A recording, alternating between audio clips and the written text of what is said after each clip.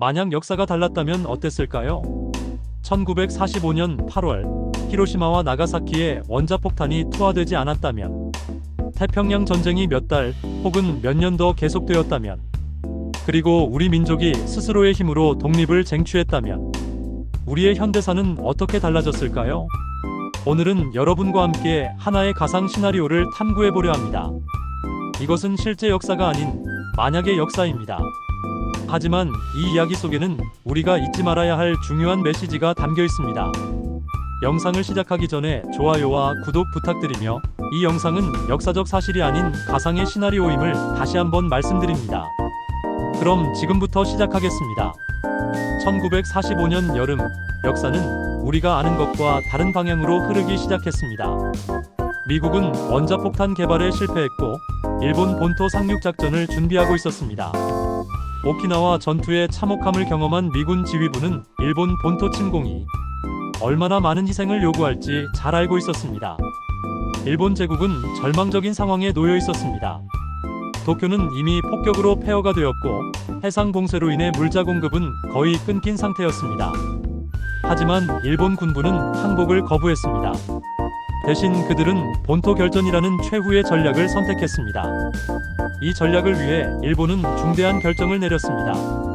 만주, 조선, 대만 등 해외에 주둔하고 있던 병력을 대규모로 본토로 철수시키기 시작한 것입니다. 조선에만 약 30만 명에 달하는 일본군이 주둔하고 있었는데, 그중 상당수가 본토 방어를 위해 이동 명령을 받았습니다.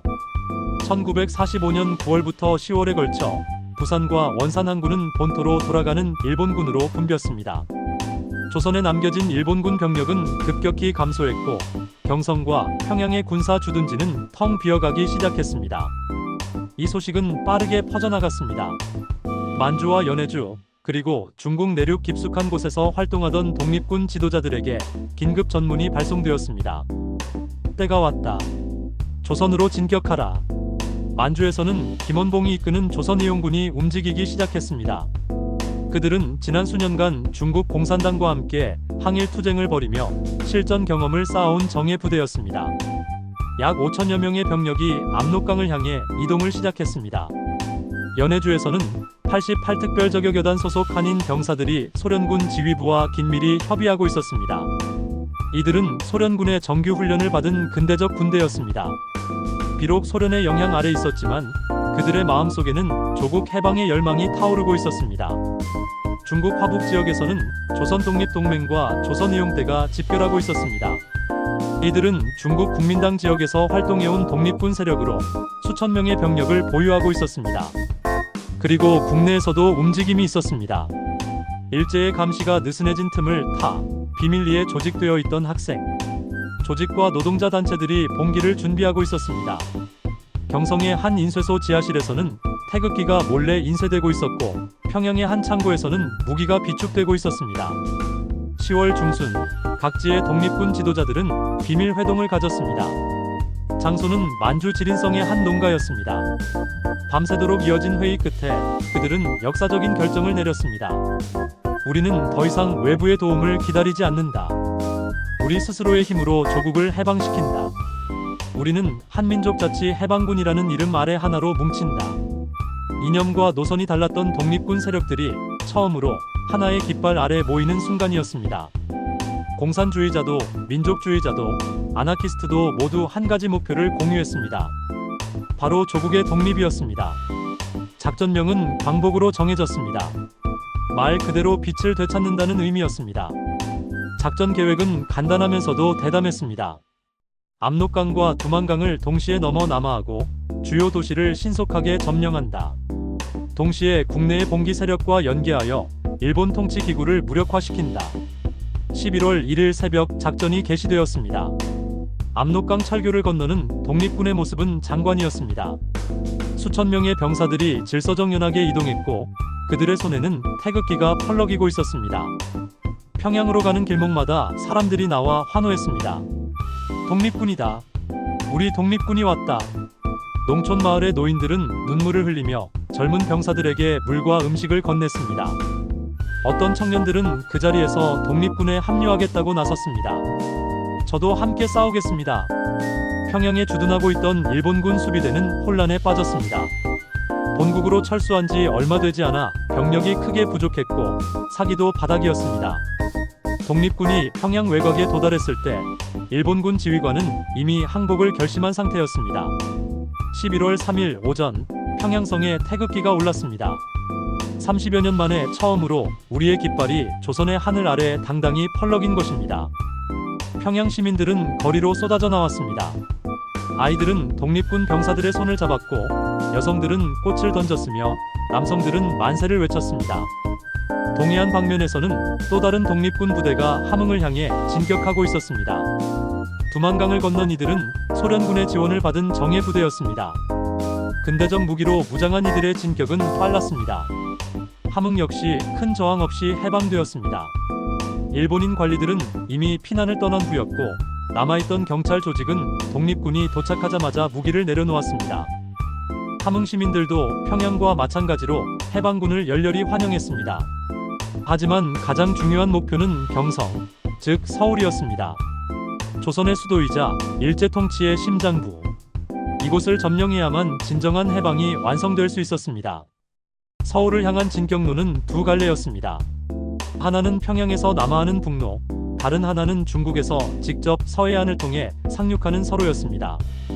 두 부대는 11월 10일 서울에서 합류하기로 계획되어 있었습니다. 그리고 서울 내부에서는 이미 봉기가 시작되고 있었습니다. 11월 7일 밤 경성공업학교 학생들이 일본인 교장을 축출하고 학교를 점거했습니다. 이것이 신호탄이 되어 전국 각지의 학교와 공장에서 연쇄적인 봉기가 일어났습니다. 종로 거리에서는 시민들이 모여 일장기를 불태웠습니다. 조선 총독부 앞에서는 시위대와 일본 경찰이 충돌했습니다. 하지만 경찰의 진압은 예전처럼 강력하지 않았습니다. 그들도 알고 있었습니다. 독립군이 이미 개성까지 진격해왔다는 것을. 11월 9일 새벽 독립군 선발대가 경성 외곽에 도착했습니다. 시민 봉기군과 합류한 독립군은 남대문을 통해 시내로 진입했습니다. 일본군 헌병대는 산발적인 저항을 시도했지만 압도적인 병력 앞에 곧 무너졌습니다. 가장 상징적인 순간은 조선 총독부 앞에서 벌어졌습니다. 독립군 대표단이 총독부 청사에 진입했을 때 마지막 조선 총독은 이미 도주한 후였습니다. 독립군 병사들은 총독 집무실의 일장기를 끌어내리고 그 자리에 태극기를 개양했습니다. 대한독립 만세! 만세! 만세! 광화문 내거리에 모인 수만 명의 시민들이 목이 터져라 만세를 불렀습니다. 눈물을 흘리는 사람, 서로 껴안고 기뻐하는 사람, 하늘을 향해 두 팔을 벌리는 사람. 35년간의 어둠이 끝나는 순간이었습니다. 부산에서도 같은 날 해방이 선언되었습니다. 항구를 통해 일본으로 철수하려던 일본군 잔류부대는 독립군과 시민군에 포위되어 항복했습니다. 부산 앞바다에 정박해 있던 일본 수송선들은 백기를 올렸습니다. 일주일 만에 한반도 전역이 해방되었습니다. 북으로는 신의주에서 남으로는 부산까지, 동으로는 원산에서 서로는 인천까지 모든 도시에 태극기가 펄럭였습니다. 11월 15일 경성에서 역사적인 선언식이 거행되었습니다. 장소는 탑골공원. 26년 전 3.1운동이 시작된 그곳이었습니다. 수십만 명의 시민들이 모였고 전국 각지에서 대표들이 참석했습니다. 독립군 지도자들이 단상에 올랐습니다. 그들의 얼굴에는 긴 세월의 고난이 새겨져 있었지만 눈빛은 희망으로 빛나고 있었습니다. 대표로 나선 이는 70대의 노장 독립운동가였습니다. 그는 떨리는 목소리로 말문을 열었습니다. 동포 여러분, 오늘 우리는 자유를 되찾았습니다. 함성이 터져나왔습니다. 그는 손을 들어 조용히 하라는 신호를 보낸 후 계속했습니다. 이 자유는 누군가가 우리에게 준 선물이 아닙니다. 연합국의 승리 덕분도 아닙니다. 바로 우리가 우리 손으로 우리의 피와 땀으로 쟁취한 것입니다. 박수가 쏟아졌습니다. 그는 목이 메는 것을 참으며 말을 이었습니다. 만주의 벌판에서, 연해주의 설원에서, 중국의 산악에서, 그리고 이 땅 곳곳에서 수많은 동지들이 이 나라를 위해 목숨을 바쳤습니다. 그들의 희생이 헛되지 않도록 우리는 진정으로 자주적이고 독립적인 나라를 세울 것입니다. 그날 발표된 선언문에는 다음과 같은 문구가 담겨 있었습니다. 우리 민족은 스스로의 힘으로 독립을 쟁취했다. 그 어떤 외세의 도움이나 승인에 의존하지 않았다. 따라서 우리의 미래 역시 우리 스스로 결정할 것이다. 이것은 단순한 선언이 아니었습니다. 실제로 역사가 달라질 수 있는 분기점이었습니다. 실제 역사에서 한반도는 해방과 동시에 북위 38도선을 경계로 분할되었습니다. 미국과 소련이라는 강대국의 이해관계에 따라 우리의 의지와는 무관하게 나라가 둘로 쪼개졌습니다. 그리고 그것은 결국 동족 상잔의 비극으로 이어졌습니다. 하지만 이 가상의 역사에서는 달랐습니다. 독립군이 먼저 한반도를 해방시켰기 때문에 외세가 개입할 명분이 약해졌습니다. 물론 미국과 소련은 각자의 영향력을 행사하려 했지만 이미 자체적인 정부 조직을 갖춘 독립군 세력을 쉽게 무시할 수는 없었습니다. 독립군 연합 지도부는 현명하게 행동했습니다. 그들은 이념의 차이를 뛰어넘어 연합정부를 구성했습니다. 좌파도 우파도 중도파도 모두 참여하는 거국 내각이었습니다. 가장 중요한 원칙은 단 하나, 민족의 자주독립이었습니다. 12월에 열린 첫 번째 민족 대표자 회의에서 새로운 국가의 기본 방향이 정해졌습니다. 민주주의와 시장 경제를 기본으로 하되 사회적 평등도 추구하는 혼합체제. 외교적으로는 미국과 소련 어느 진영에도 치우치지 않는 중립 노선. 물론 쉽지 않았습니다. 내부의 이념 갈등, 외부의 압력, 경제적 어려움 등 수많은 도전이 있었습니다. 하지만 한 가지는 확실했습니다. 우리가 우리의 운명을 스스로 결정할 수 있다는 것. 이 이야기를 마무리하기 전에 우리는 질문을 던져야 합니다. 왜 이런 가상의 시나리오를 생각해 보는 것일까요? 그것은 실제 역사를 폄하하기 위함이 아닙니다. 1945년 8월 15일의 해방이 기쁘지 않았다는 것도 아닙니다. 오히려 그 반대입니다. 우리가 이 가상 시나리오를 통해 배워야 할 것은 자주성의 중요성입니다. 역사는 우리에게 가혹한 교훈을 남겼습니다. 스스로 일어서지 못하면 다른 누군가가 우리의 운명을 결정한다는 것을. 실제로 광복 이후 우리는 많은 어려움을 겪었습니다. 분단, 전쟁, 독재, 가난. 하지만 우리는 그 모든 것을 극복했습니다. 어떻게? 바로 우리 스스로의 힘으로입니다. 4.19 혁명은 국민들이 스스로 독재를 무너뜨린 사건이었습니다. 5.18 민주화 운동은 시민들이 민주주의를 지키기 위해 싸운 항쟁이었습니다. 6월 민주항쟁은 국민의 힘으로 민주주의를 쟁취한 역사였습니다. 그리고 경제적으로도 우리는 스스로 일어섰습니다. 한강의 기적이라 불리는 경제 발전은 외국의 원조만으로 이루어진 것이 아니었습니다.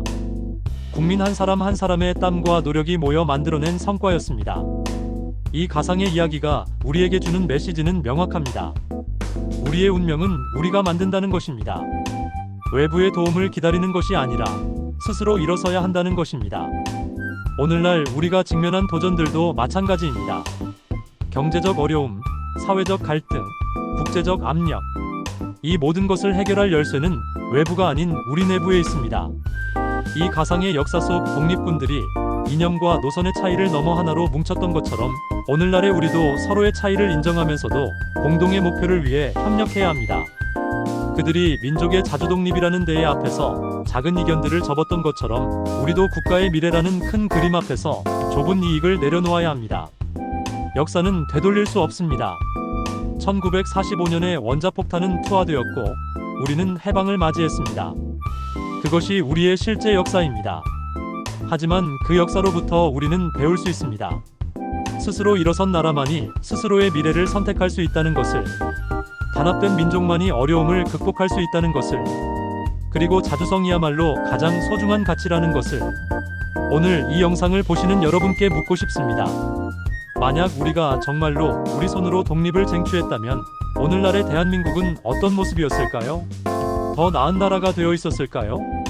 정답은 없습니다. 하지만 한 가지는 확실합니다. 역사는 과거에만 있는 것이 아니라 지금 이 순간에도 만들어지고 있다는 것입니다. 그리고 그 역사를 만드는 주인공은 바로 우리 자신입니다. 우리가 기억해야 할 것은 단순히 과거의 사실이 아닙니다. 그 속에 담긴 정신과 교훈입니다. 자주독립의 정신, 민족적 단합의 중요성, 그리고 스스로 일어서는 용기. 이것이 바로 광복절이 우리에게 전하는 진정한 메시지가 아닐까요? 단순히 해방을 기념하는 날이 아니라 자주독립의 의미를 되새기는 날, 그리고 우리 스스로가 역사의 주인임을 다짐하는 날. 이 영상이 여러분께 조금이나마 생각할 거리를 제공했기를 바랍니다. 역사를 배우는 것은 과거를 아는 것만이 아니라 미래를 준비하는 것이기도 합니다. 영상을 시청해주셔서 감사합니다. 좋아요와 구독 부탁드리며 댓글로 여러분의 생각을 나눠주시면 감사하겠습니다. 우리 모두 자랑스러운 대한민국의 국민으로서 더 나은 미래를 함께 만들어 갑시다. 감사합니다.